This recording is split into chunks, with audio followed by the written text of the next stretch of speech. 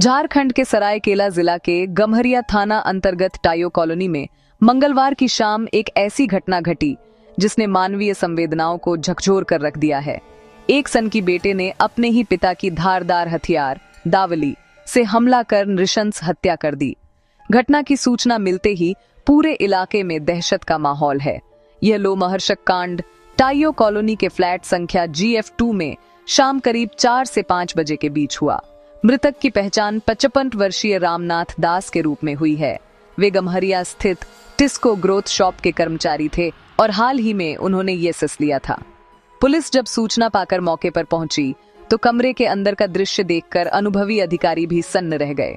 रामनाथ दास का शव फर्श पर नग्न अवस्था में पड़ा था।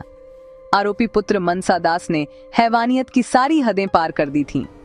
उसने दावली से अपने पिता के सिर और शरीर पर दर्जनों वार की। इतना ही नहीं, आरोपी ने अपने पिता का चेहरा बुरी तरह कुचल दिया और उनके गुप्तांग को भी काट डाला। हत्या इतनी बेरहमी से की गई थी कि शव को पहचानना तक मुश्किल हो रहा था। घटना को अंजाम देने के बाद आरोपी उसी कमरे में बैठा रहा। सरायकेला के SDPO समीर कुमार सवैया और गम्हरिया पुलिस की टीम ने मौके पर पहुंचकर आरोपी मनसा दास को रंगे हाथों गिरफ्तार कर लिया। पुलिस ने हत्या में इस्तेमाल किया गया दावली भी बरामद कर लिया है। शव को कब्जे में लेकर पोस्टमार्टम के लिए भेज दिया गया है। शुरुआती जांच में जो तथ्य सामने आ रहे हैं वे चौंकाने वाले हैं। आशंका जताई जा रही है कि आरोपी किसी हिंसक मोबाइल गेम के प्रभाव में था। वह मोबाइल गेम खेलने का इतना आदी था कि घंटों फोन में डूबा रहता था। पड़ोसियों के मुताबिक उसकी मानसिक स्थिति भी ठीक नहीं थी और वह पहले भी छत से कूदकर जान देने की कोशिश कर चुका था। मृतक रामनाथ दास के परिवार में दुखों का सिलसिला पुराना था। उनकी पत्नी का पहले ही देहांत हो चुका था।